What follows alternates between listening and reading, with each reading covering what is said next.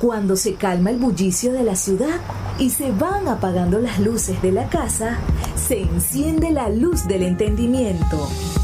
Desde este momento comienza Puerto de Libros, librería radiofónica, programa que contiene todos sus elementos tipo A. Puede ser escuchado por niños, niñas y adolescentes sin la supervisión de padres, madres o representantes. Comienza Puerto de Libros, librería radiofónica. Este programa llega a ustedes con el apoyo de Puerto de Libros, librería de autor. Consulta todas nuestras ofertas en nuestras redes sociales @Puerto de Libros.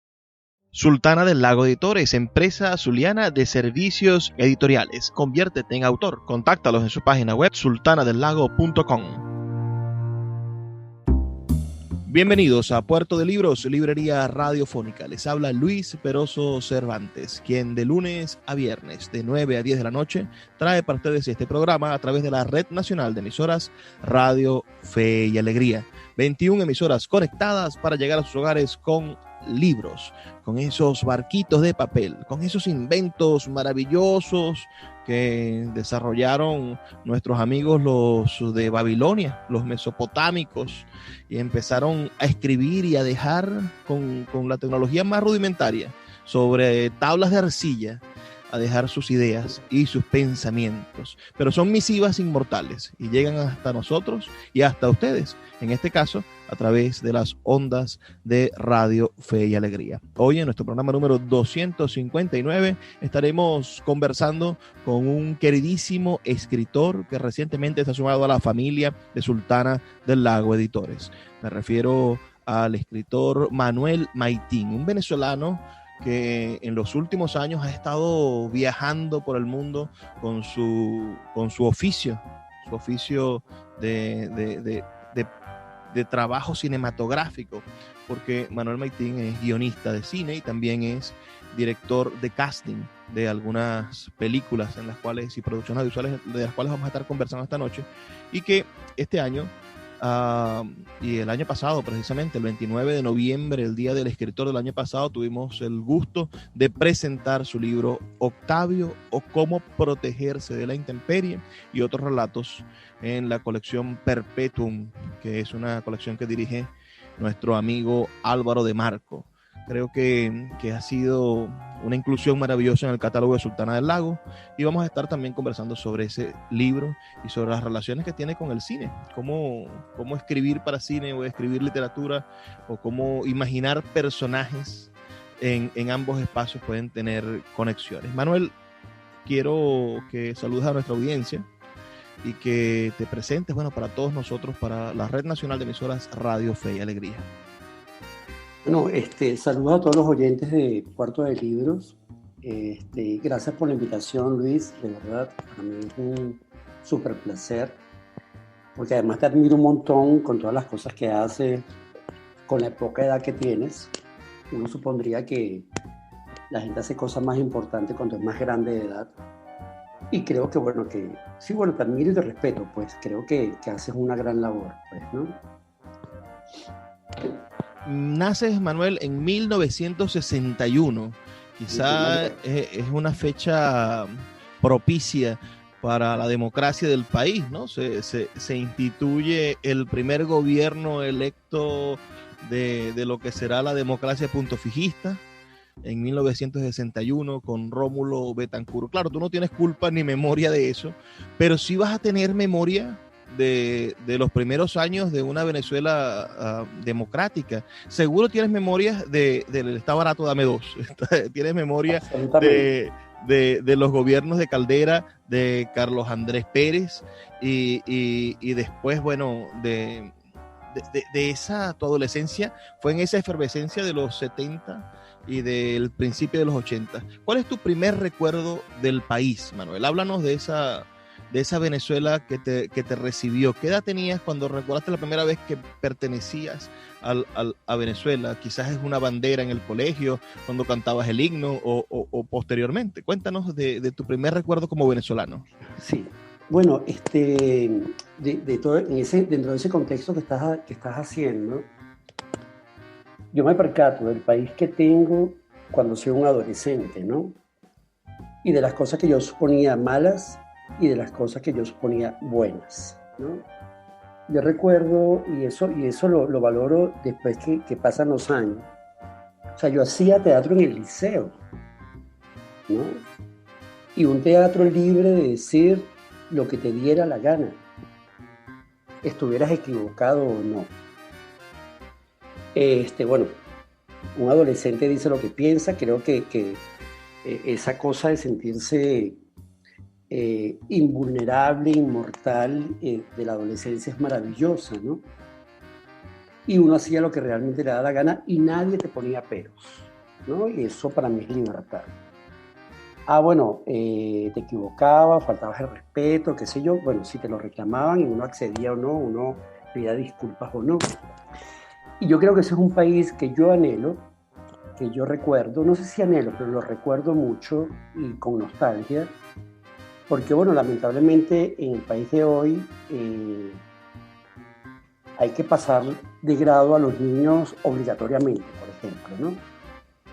Y yo recuerdo que yo aprendí a escribir, no a escribir desde el punto de vista literario, de crear cuentos o relatos, sino la ortografía, una cosa que uno supone que es una tontería, pero o sea, en matemáticas te quitaban puntos si tenías errores ortográficos cuando te dictaban el enunciado del problema. En matemática. Esa Venezuela, ¿cuál fue ese recuerdo? ¿Cuál es ese recuerdo que detona la venezolanidad en tu adolescencia? Wow, o sea, yo creo que es el hecho de la libertad, aunque suene una palabra trillada. La libertad es una cosa que uno se da cuenta de que es así con los años, y por eso mi recuerdo. Yo siento que los chicos de hoy son libres por ímpetu, pero realmente no lo son, porque hay un contexto que los limita, hay un contexto que no les permite crecer, porque además creo que es la búsqueda de una estructura, de un estatus pseudopolítico que lo que quiere justamente es que no crezcas, ¿no? Y reventarte la voluntad y reventarte los sueños, ¿no? Y creo que si no se sueña, no se logran cosas. Las cosas hay que soñarlas antes para poder realizarlas. Es lo que yo creo, ¿no? Tenías 22 años en aquel Viernes Negro. Cuéntanos si si sentiste en ese momento todo lo que iba a desencadenar ese bendito Viernes Negro y esa devaluación que posiblemente sea el germen del desastre que hoy vivimos. Sí, posiblemente. Yo no sé si es tan así. Yo creo que si no hubiese habido un Viernes Negro, creo que estos tipos hubiesen también pretendido hacer lo mismo que hicieron. Yo creo que se aprovecharon del Viernes Negro para socavar bases, ¿no? Y yo también recuerdo mucho, por ejemplo, ese dicho venezolano muy común, que con los años me doy cuenta que no es así. La gente no se metía en política en general, o sea, yo no me meto, o sea, un verbo común. Yo no me meto en política, si yo no trabajo no como, ¿no? Y para mí es una cosa tan falsa, tan de mentiras. O sea, una estructura política te cambia la vida y está demostrado, nos las cambió a todos, los que no estamos de acuerdo con esto. Te separó, te rompió las estructuras familiares, los afectos, la gente se separa, la gente se desmembra familiarmente. No basta trabajar para comer, porque incluso trabajando no comes, ¿no? Claro. Entonces, lo del Viernes Negro, a mí me dio mucho miedo eso por todo lo que podía leer y escuchar. O sea, el país se vino abajo, pero al final tú sientes que el país no se vence, el país continúa existiendo, mal o bien, pero continúa existiendo, ¿no? Yo siempre... que es lo que nadie puede cambiar. Yo siempre que escucho ese argumento le digo a la gente, no es muy cierto, los países desaparecen. Y grandes países, pensemos en Prusia, por ejemplo, una tradición de medio millar de años, un imperio gigantesco que gobernó el mundo con bases sólidas culturalmente y que bueno, hoy no queda nada porque la Turquía que vemos es una Turquía que no se parece en nada a los vestigios del maravilloso imperio prusiano. Entonces, así como desaparecen esos, han desaparecido muchísimos países, y es porque sus habitantes perdieron la fe en su integridad nacional o en el que fue el discurso que los unificó. Venezuela puede desaparecer como país, puede desmembrarse, puede existir una provincia o una nación del Orinoco, el Zulia puede ser una república independiente, los Andes pueden convertirse en un eje diferente y los llanos en otra cosa, y no por eso va a dejar de existir el mundo, ¿no? Sí, tienes razón, porque toda esta cosa de la desaparición de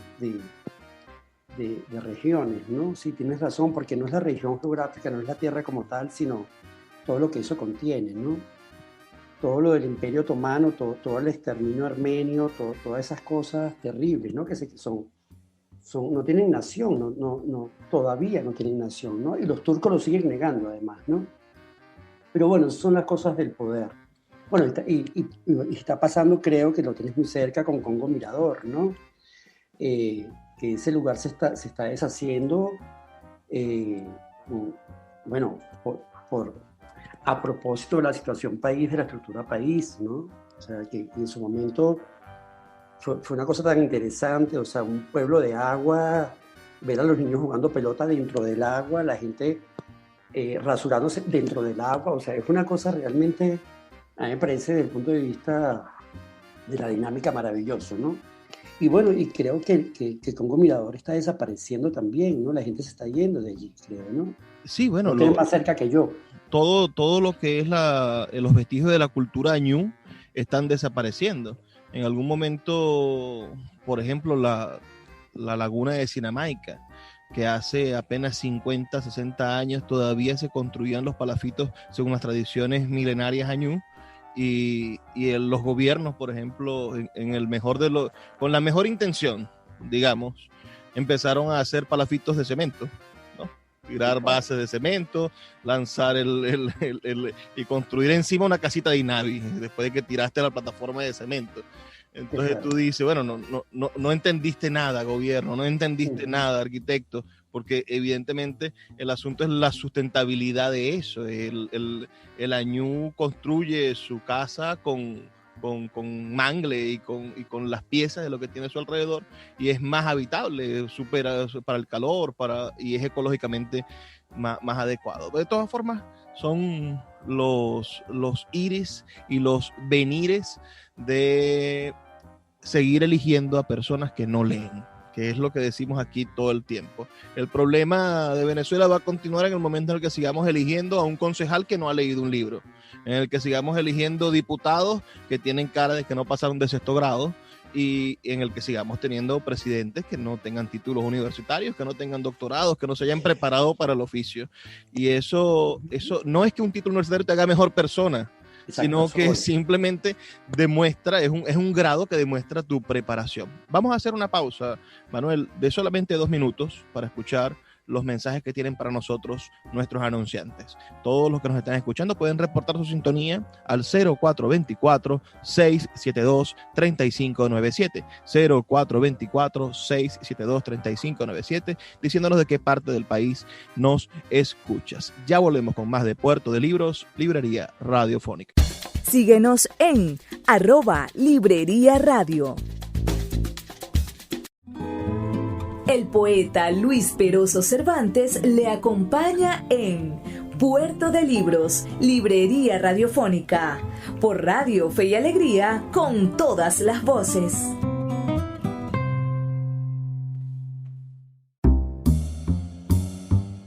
Seguimos en Puerto de Libros, Librería Radiofónica. Estamos esta noche en línea con el cuentista y cineasta venezolano Manuel Maitín. Manuel, tú comienzas el mundo del cine en 1988, leí, empezaste a prepararte o decidiste cambiar de oficio. No sé qué hacías antes. Cuéntanos qué hacías antes de descubrir el cine o antes de que el cine fuese tu vocación a la que has dedicado el resto de tu vida. Bueno, yo realmente vengo del teatro, Luis. Yo me formé en el teatro, bueno, de hecho en el liceo hice teatro y cuando comencé a crecer, salí del liceo, bueno, sencillamente quería hacer teatro, ¿no? Me pongo a estudiar teatro y durante 10 años hago teatro. Tenía un gran conflicto con eso porque me sentía siempre muy mal actor, siempre cada vez que salía de un estreno me autoflagelaba, nunca me quedé en los cócteles, nunca me quedé a celebrar nada, siempre me iba a mi casa consternado. Y un día decidí, después de 10 años, no hacer más teatro como actor. Dirigí un par de cosas, me quedé enganchado y el teatro me lleva al cine. Alguien me toma de la mano y me lleva al cine. A propósito de que hacía teatro y había estudiado teatro, me proponen hacer dirección de casting, ¿no? Y pues nada, arranco a hacer eso, aunque yo realmente empecé en producción y después de un tiempo comencé a hacer dirección de casting. Pero por pura casualidad yo no lo busqué. Yo no lo busqué, la vida me lo puso ahí y eso fue lo que hice.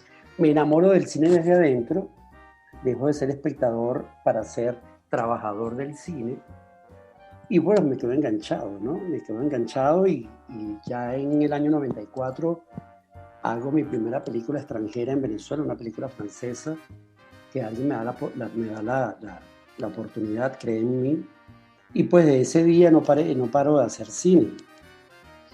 Y para mí es tan importante el cine como el teatro, la literatura y en general las bellas artes. Yo creo que cuando uno está en el medio, en el mundo creador, uno se conecta con todo lo creativo, con todo lo que tiene que ver con la música, el cine, el teatro, la literatura, la ópera, que es una cosa maravillosa. Cuando uno se hace, aunque sea un cortometraje de 5 minutos, empieza a entender lo difícil que es hacer cine, ¿no? Así es. Es verdaderamente un trabajo, primero que es un trabajo colectivo. No importa qué tanto quiera gritar el director, cuando el trabajo realmente sin todos los engranajes que funcionan dentro de la obra, no podría haber una obra maestra, no podría haber un ápice de calidad si no tenemos buenos actores, si no tenemos buenos guionistas, si no tenemos un buen director de casting que dirija a los actores y los lleva hacia el personaje, si no tenemos un buen decorado, si no tenemos una buena fotografía. Bueno, el director, que es quien toma las decisiones al final, no va a tener de dónde tomar decisiones, no va a tener buen material para hacer esas decisiones. Entonces, cuando nos damos cuenta de todo lo que lleva a hacer 5 minutos de un rodaje, entonces empezamos a valorar cosas como Araya, ¿no? Y decimos que majestuosidad de trabajo con casi nada, ¿no? Y hacer un discurso audiovisual tan sutil y tan crudo al mismo tiempo. O pensamos en una obra como venezolana, no sé, pienso en Huele Pega, ¿no? Qué cosa tan complicada de hacer, imagino yo, en esas calles que no están acostumbradas a que exista un rodaje cinematográfico, porque supongo que la gente que vive alrededor de la Fontana de Trevi dirá, bueno, otra vez van a grabar una escena aquí, ¿hasta cuándo van a estar grabando una escena en esta? Bueno, y es normal, pero en Sabana Grande no creo que sea normal ver todos los días a un equipo de filmación. Cuéntanos, de qué manera crees tú que el cine venezolano ha hecho grandes hitos. ¿Cuáles serían esas películas o esos espacios que tú dices, bueno, esto fue un trabajo monumental, dificilísimo de hacer solamente con verlo? Bueno, nada, antes de responder eso que hablabas de las locaciones, por ejemplo, hacer una película en Sabana Grande, por ejemplo, que quizás no es todos los días. Siempre filmar en la calle es complicado, siempre es muy complicado, y en situaciones de país como las que hemos vivido estos 20 años, mucho más complicado. Yo recuerdo mucho cuando estábamos haciendo Secuestro Express, se hizo en pleno paro petrolero.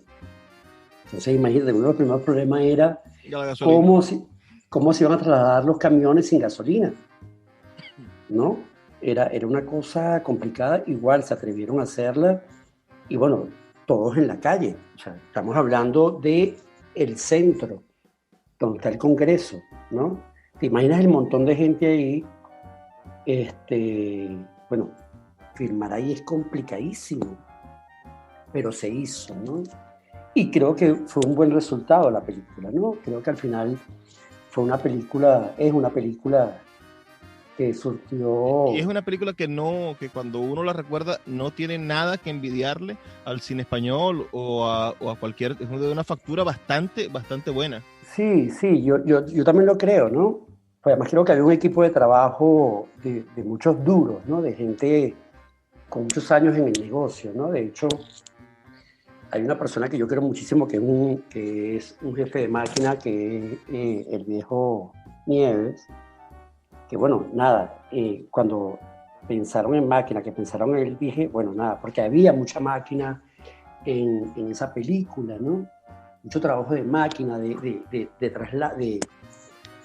trabajo con dolly, con cámara en mano, cámara car, o sea, la cantidad de cámara car que hay en esa película es brutal. Sí, Hacía porque falta un duro como él, pues, ¿no? Entonces, claro, creo que eso es una gran película. Bueno, yo creo que hay muchas películas venezolanas maravillosas. De hecho, bueno, se acaba de cumplir el día del cine el 28 de este mes, el Día del Cine Nacional, el cine venezolano. Este, y bueno, de verdad, felicito a todo el cine venezolano y que podamos seguir haciendo cosas, ¿no? Pero películas maravillosas, desde arte y ensayo hasta películas de acción como eh, Secuestro Express, o cosas como Puras Joyitas, que es un poco, bueno, la comedia, la sátira y el uso claro, del...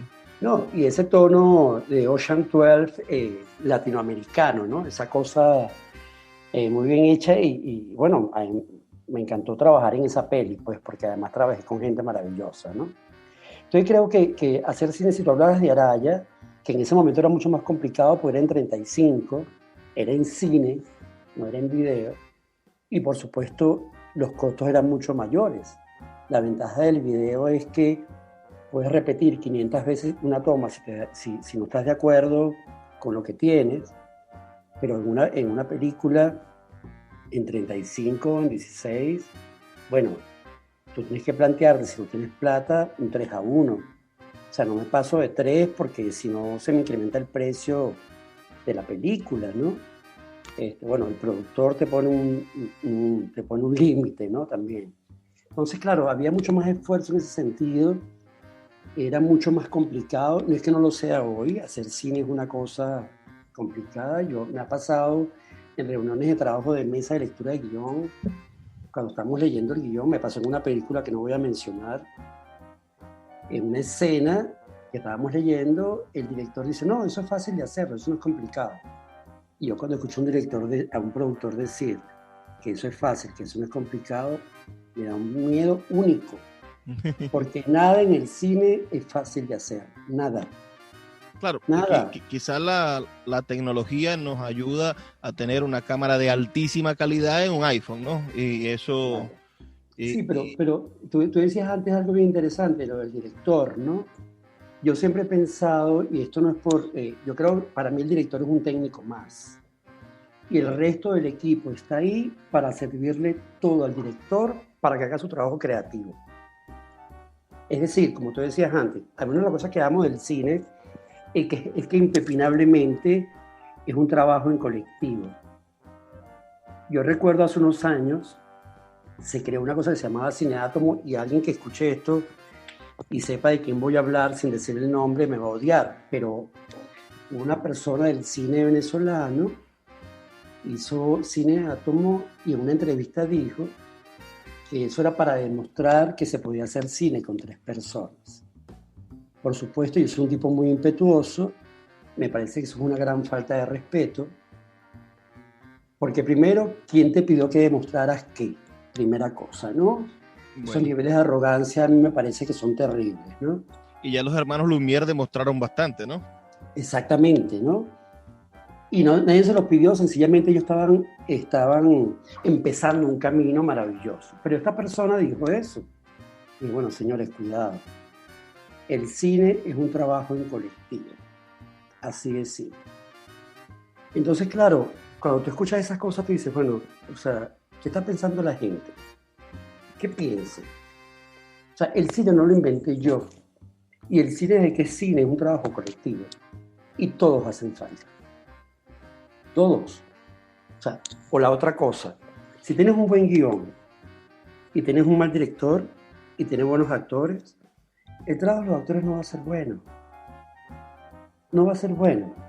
Todos dependemos de todo en una película. Claro que sí. Todos. Y allí viene quizás la diferencia del cine, de ese séptimo arte, con las otras dependencias, porque si vemos, al parecer, todas las formas de expresión artística han dependido siempre de la presencia del autor, de la existencia del genio individual. Y es lo que hace que Batman, por ejemplo, no sea una obra literaria. Porque, bueno, DC tiene 700 empleados y pasa por tantos directores creativos, y cuando terminas de construir Batman, es una obra colectiva de una marca de historietas. Pero Crimen y Castigo es de Dostoyevsky. Entonces, por más que el personaje de Raskolnikov, que es un asesino, sea tan oscuro como Bruno Díaz, bueno, no es una obra literaria en el mejor sentido de la palabra, porque falta esa pieza del autor. Cosa que Marvel siempre se la jugó diciendo quién era el creativo y poniendo directores creativos en el cómic, pero eso ya es un asunto de otro, harina de otro costal. Pero, entiendo lo que dices, pero no deja de tener valor. Sí. Entiendo yo que el señor, que el cine, el señor cine, ese monumento a todas las artes, que las mezcla todas, porque hay artes, hay música, hay literatura, hay pintura, hay de todo en el cine. Bueno, viene a ser ese referente del cual Borges nos decía que de lo bueno quedará todo, pero sin el nombre de quien lo escribió. Finalmente, poco va a importar quién firmó La vida es bella. Perderemos los nombres, perderemos las biografías, pero ver la película será ese ejemplo de realización artística de la humanidad. Vamos a hacer una breve pausa, son solamente 2 minutos y ya volvemos con más de Puerto de Libros, Librería Radiofónica. Síguenos en @Librería Radio. El poeta Luis Peroso Cervantes le acompaña en Puerto de Libros, Librería Radiofónica, por Radio Fe y Alegría, con todas las voces.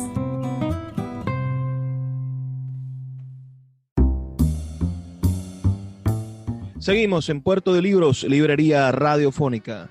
Estamos en línea con nuestro amigo Manuel Maitín. Escuchen ese nombre porque es uno de nuestros creadores más recientes, de Sultana del Lago Editores.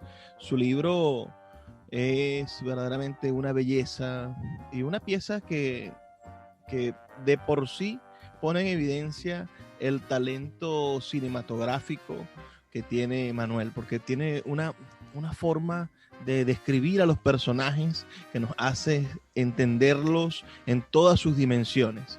No es raro entonces saber que Octavio, o Cómo protegerse de la intemperie, el nombre del relato que le da cabeza a este libro, nos presenta a profundidad a un personaje que expresa, bueno, sus sentimientos, sus miedos, sus angustias, pero también su necesidad de observar el mundo desde una óptica muy, muy, muy particular. Háblanos de ese relato. ¿Cómo llega, cómo se configura en tu mente? ¿Lo pensaste primero para hacer una obra cinematográfica o nació como una obra literaria desde un principio y no consiguió cabida como guión? ¿Qué hace que exista en el oficio de Manuel Maitín la necesidad de escribir este relato, Octavio, o Cómo protegerse de la intemperie?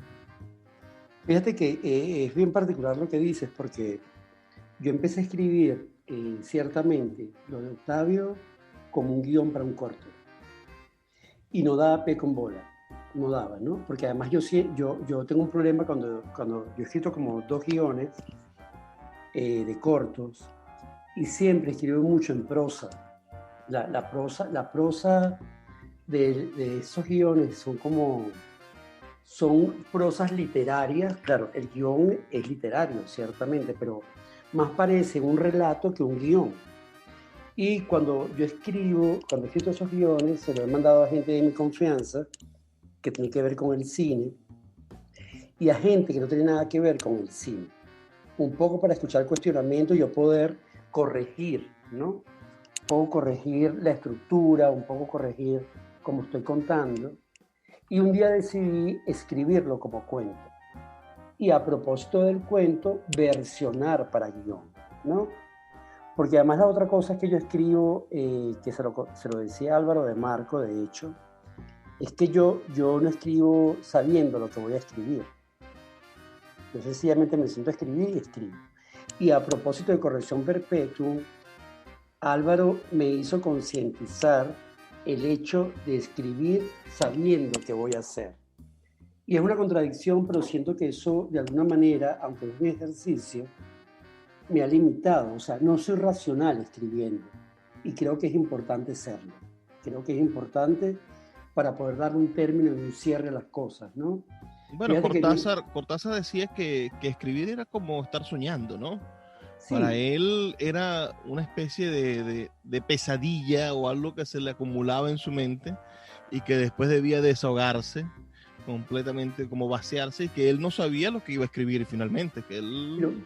pero fíjate, yo soy un gran amante de Cortázar. Para mí Cortázar es uno de mis escritores preferidos y favoritos. Bueno, y básicamente, aunque suene también al lugar común, Rayuela para mí es una pieza que en su momento sigue siendo la gran pieza, pero fue la gran pieza, el gran boom. Y eso que tú estás diciendo que decía Cortázar, cuando uno lo lee, yo particularmente pienso que es muy racional, fíjate, ¿no? O sea, por lo menos Rayuela es muy matemático, es muy bien armado, ¿no? Hay mucha racionalidad detrás. O sea, poder leer a Rayuela de más de una manera te está diciendo que hay una cosa absolutamente pensada. Yo siento que yo no soy escritor. Yo siento que soy un tipo que me gusta escribir, ¿no? Porque además yo tengo una cosa muy particular, y es que yo me gusta respetar los oficios, que es lo que me pasa con el cine. Desde que las cámaras de video se masificaron, todo el mundo es cineasta. Y a mí eso me da pánico. Me da pánico porque tiene que haber una estructura, yo sí lo creo, más allá del hecho creativo. No serán los 60 años que ya se te están acumulando. Es que yo creo que los oficios hay que darle un valor. O sea, porque alguien escribe un libro no es escritor. Porque alguien haga un cortometraje no es un cineasta. Cuidado con eso, creo yo. Y no estoy siendo conservador. Lo que tiendo es a hacer como que la gente le dé el justo valor al oficio que realiza para que lo respete. Yo tengo una anécdota, tampoco voy a decir nombres, pero hace muchos años me llamó una productora para darme un guión para leerlo, para una película, para que yo armara el casting de esa película. Ella me manda el guión, yo lo leo, es una relación de 3, de 2 hombres y una mujer, y desde que empieza hasta que termina el guión es sexo constantemente, y yo desde mi punto de vista no había una estructura de historia. Leo el guión, la productora me llama y me dice a los días, ¿leíste el guión? Sí, a ver, hagamos una reunión con el director. Era un tipo como de 40 años. Me reúno con el director, me dice, ¿leíste el guión? Le digo, sí, lo leí, ¿qué tal? Bueno, nada, me parece un guión, bueno, está bien, es un guión, se puede hacer una película de esto, ya, ¿no? Sí, porque es que lo que yo quiero es romper con la mojigatería del venezolano.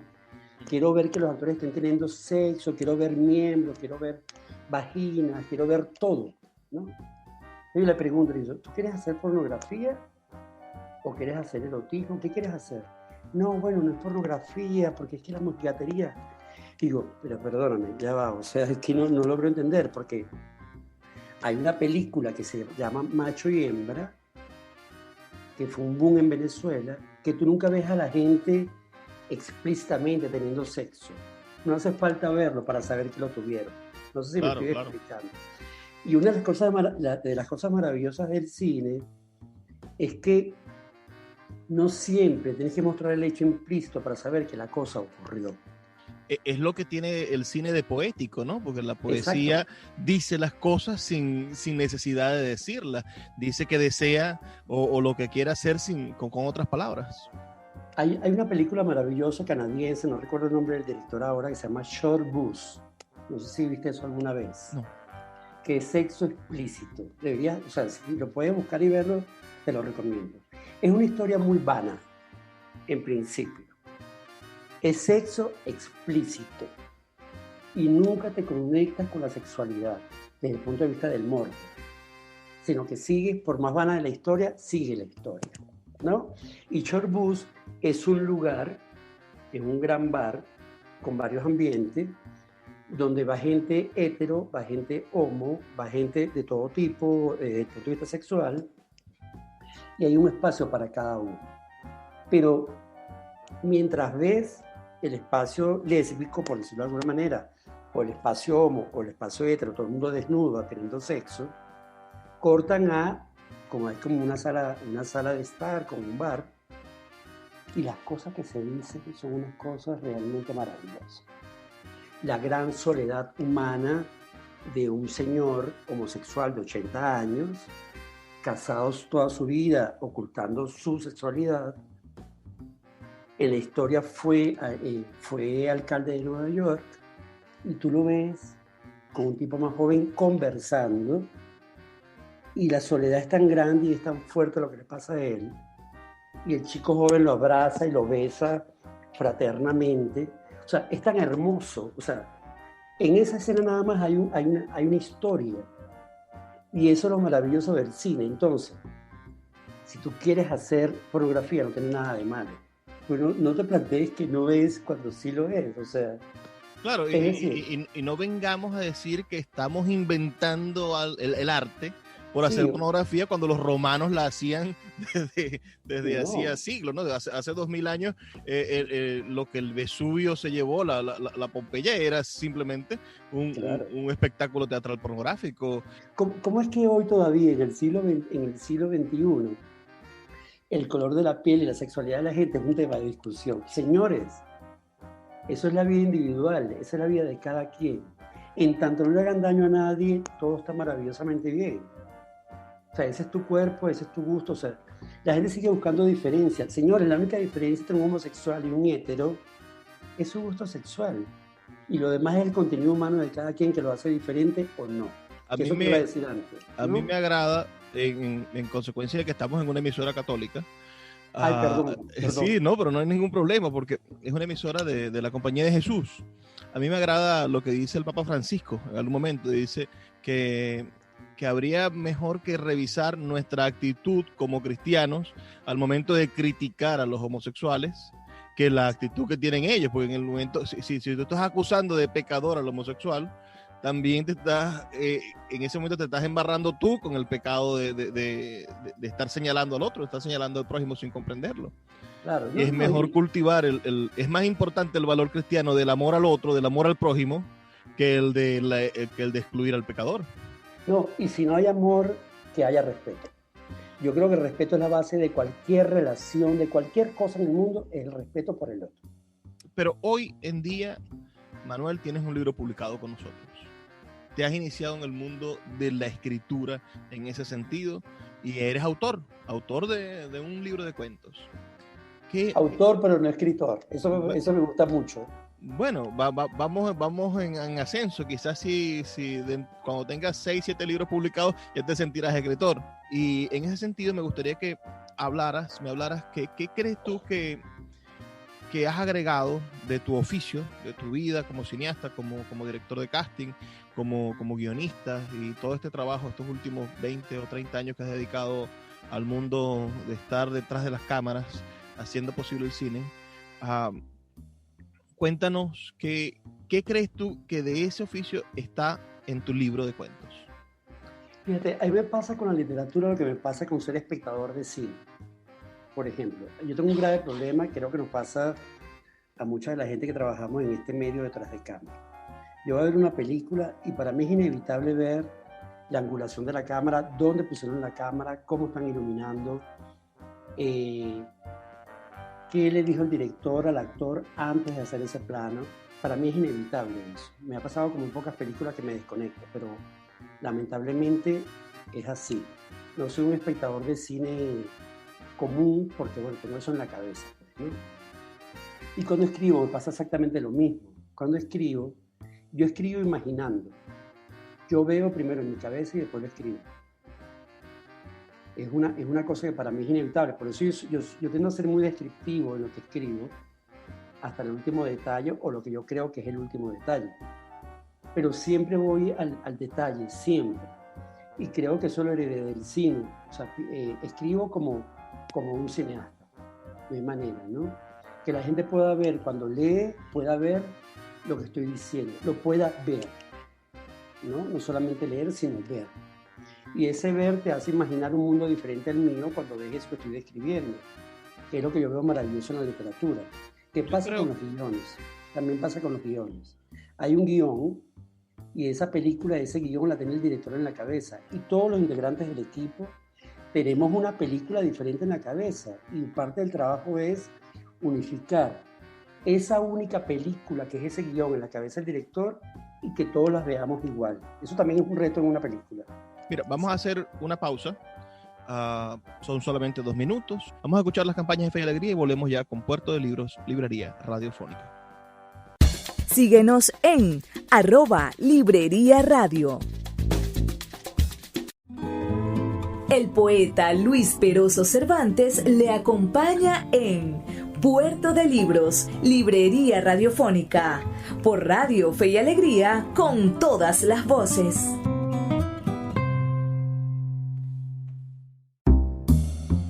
Seguimos en Puerto de Libros, Librería Radiofónica. Ya estamos llegando al final, nuestro último segmento. Hemos tenido una noche verdaderamente exquisita, hablando de cine, de libros, y ¿por qué no? Si nos detenemos a hablar un poco acerca del país que vivió nuestro amigo Manuel Maitín, con quien estamos conversando. Recuerda que pueden reportar su sintonía al 0424-672-3597, 0424-672-3597, diciéndonos de qué parte del país nos están escuchando. Manuel Maitín nació en el año 1961. Ya sabemos, bueno, que este año cumple 60 años.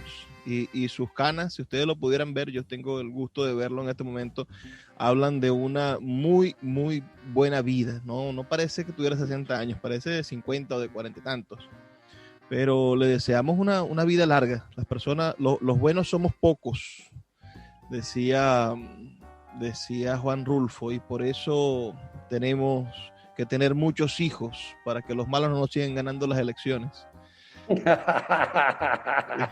Es una buena teoría. Qué bueno eso. Manuel, te fuiste del país. Eres un inmigrante. Cuéntanos de esa terrible experiencia. Terrible y maravillosa, porque imagino que me has contado, estuviste en República Dominicana, en Argentina, ahora estás en México. Háblanos de qué se siente ser un venezolano inmigrante en el exterior, sobre todo un venezolano de 60 años, porque regularmente tenemos en mente que se van los jóvenes, se van los muchachitos de 20 años, los que se graduaron de bachiller salen del país, alguien les da un trabajo en Europa, en Argentina, tal, te tengo un puesto de trabajo, pero llegar con 60 años a otro país quizás no es la mejor oportunidad para el progreso, porque el capitalismo como lo conocemos, ya después de los 40 no ve perfiles laborales en casi nadie. Sí, es complicado. Fíjate que yo fui migrante mucho antes de todo hace más de 20 años. Me fui a vivir a Puerto Rico, estuve 3 años, fui a hacer una película y me quedé como 3 años en Puerto Rico. Pero fue una decisión propia, o sea, no fue obligado, nada me empujó a irme obligadamente. Yo estaba casado con una ciudadana americana y bueno, nada, tuve la residencia desde que llegué. Y fue una gran ventaja, obviamente, ¿no? Llegué trabajando, así de simple, ¿no? Y bueno, por lo económico no había problema porque sencillamente, trabajar en lo que sea, hice una película, trabajé en comerciales, Cuando estaba parado lavaba platos, porque no quería detenerme porque me daba mucho temor no tener plata en el banco, da mucho miedo para vivir el día a día. Ahora, la inmigración obligada es terrible, ¿no? En principio por lo obligado. Yo soy lo que digo que obligado ni el cielo. Yo creo que las cosas tienen que ser en buena lid y que fluyan, y porque eso es lo que te da la tranquilidad y la felicidad, ¿no?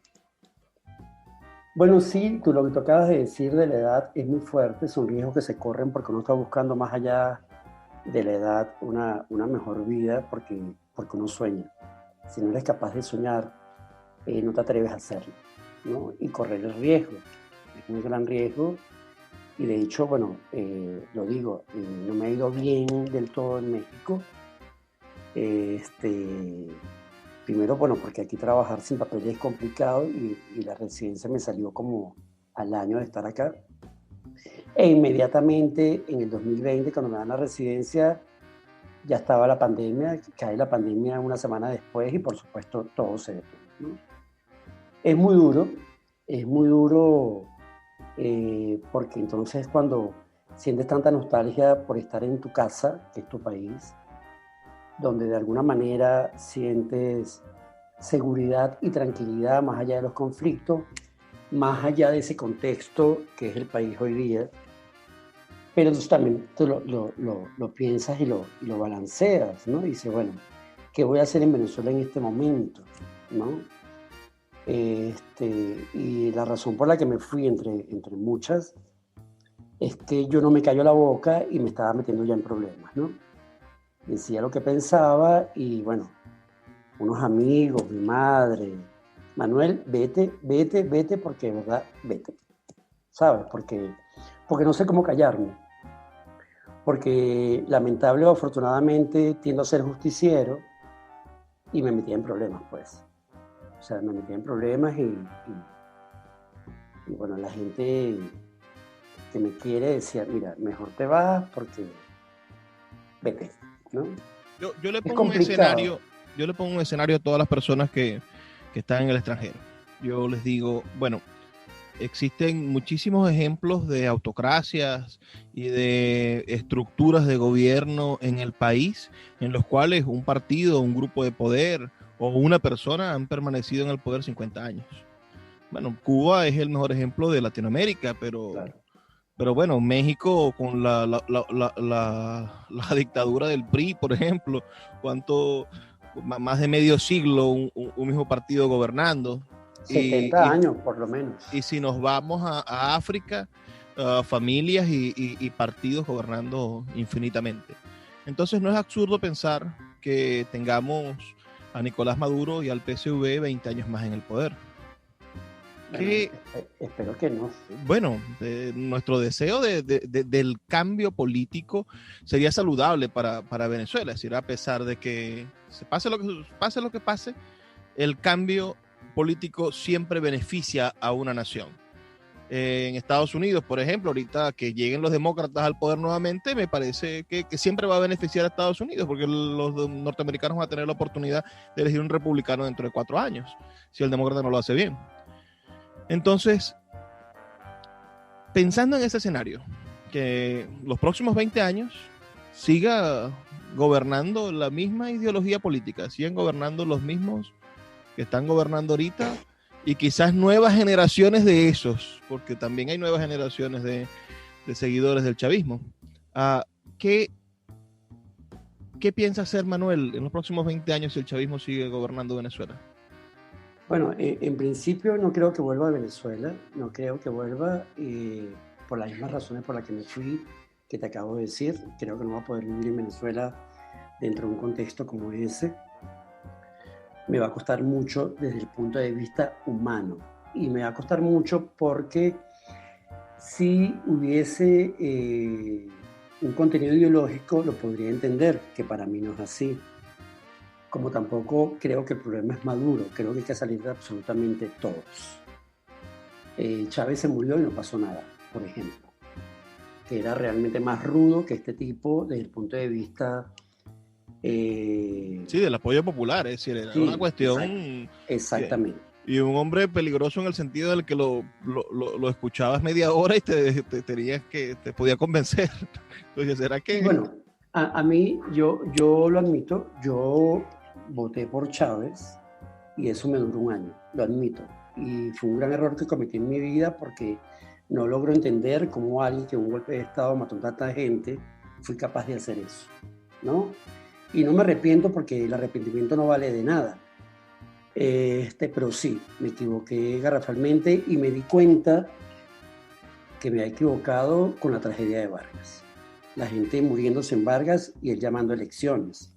Eso, alguien sensato con humanidad para el país y se ocupa de lo que se tenía que ocupar en ese momento, que era lo que ocurría en Vargas, ¿no? Pero creo que hay que salir de todo porque esto es un gran clan, aquí no hay trabajo ideológico, desde mi punto de vista, ideológico político, quiero decir. Tampoco creo en las ideologías ya, son 200 años de ideología y podemos poner 500.000 ejemplos de que han fracasado las ideologías. La gente quiere bienestar. Yo voy a lo simple, a lo concreto. La gente de un país lo que quiere es bienestar, no trabajo ideológico. No estamos en los 60. No es la revolución bolchevique, señores, cuidado, ¿no? Yo todavía me sorprendo cómo hay gente, pensadores, sociólogos, antropólogos, politólogos, que hablan de la situación venezolana como si fuera política. No, señores, esto es un clan. Pareciese ciertamente que la corrupción está institucionalizada, que tenemos, esquemas de corrupción que han superado los límites de lo racional y todas las denuncias que existen en el marco a los dineros, ¿no? A los dineros que están retenidos en cuentas de banco, a lo que se descubre en Suiza, en Andorra, etcétera. Eso van a ser siglos de investigación. Podemos pensarlo. Bueno, yo creo, o sea, yo de verdad espero, deseo, aspiro, sueño que esto no dure 20 años más, ni 5 más, ni 1 más. Y creo que no es Maduro, creo que el menos importante es Maduro, sino el clan que está detrás de él, ¿no? Yo soy más realista o digamos menos optimista. Yo creo que hasta que no cambiemos nuestro modo de relacionarnos con el poder como ciudadanos, como individuos, y dejemos de pensar que alguien puede solucionar esto, es decir, hoy Guaidó, mañana Leopoldo López, ayer Manuel Rosales, quien fuera, pero que un individuo va a poder solucionar el problema, no vamos a poder producir un cambio real. Y totalmente si hay de acuerdo contigo. Un cambio de presidente, ese presidente va a continuar con las mismas estructuras de pensamiento. Pueden cambiar los diputados de la Asamblea Nacional y van a continuar con la misma estructura de pensamiento y vamos a seguir destinados al mismo fracaso. Es un asunto latinoamericano, no es Venezuela nada más. Ahí lo puedes ver en la Argentina. O sea, 20 juicios por lo menos abiertos a Cristina y ahora es la vicepresidenta del país. Sí. ¿Sabes? Sí. O sea, repetimos historias. O sea, aquí en México, ojalá que no sea así, pero este señor, aquí en México, tú lo escuchas hablar, el nivel de populismo es brutal, y seguimos pensando en ese que nos va a salvar, y totalmente de acuerdo contigo, no es así. A un país lo tiene que manejar un equipo de gente. Preparada. Pero un país con estructura. No, que lea, pero que tenga también contenido humano. Cuidado con eso, porque yo en eso también tengo una gran diferencia. Yo no creo en los títulos per se. ¿Cuál es tu condición humana? Primera cosa. ¿Cuál es tu condición humana? Porque, y me van a odiar, Luis Brito García, un escritor, no sé qué, papá. Eres chavista, mi amor. Y me van a seguir odiando. Román Chalbó, que lo quiero tanto, que aprendí tanto de él.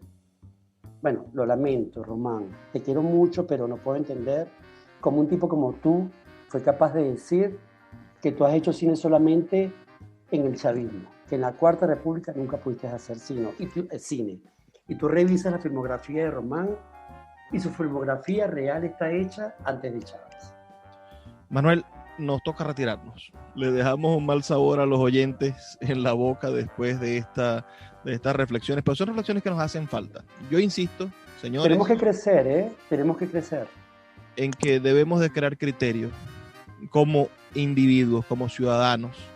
Y después de que tengamos ese criterio, vamos a poder defendernos de los que nos quieran vender la caja CLAP, de los que nos quieran vender el bono, de los que nos quieran vender todas estas cosas que son solamente los espejitos con los que engañaban a los indígenas. Gracias, Manuel, y a todos ustedes que nos escuchan, bueno, invitarlos a que compren este maravilloso libro. Está disponible en nuestra página web, Octavio o Cómo protegerse de la intemperie, y otros relatos de Manuel Maitín, y que sigan a Manuel en sus redes sociales. Por favor, Manuel, danos las redes para que te sigan.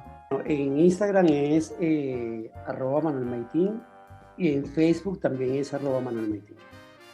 Es hora de despedirnos. Los invitamos a que nos escuchen el día de mañana, pero no sin antes pedirles, por favor, sean felices, lean poesía.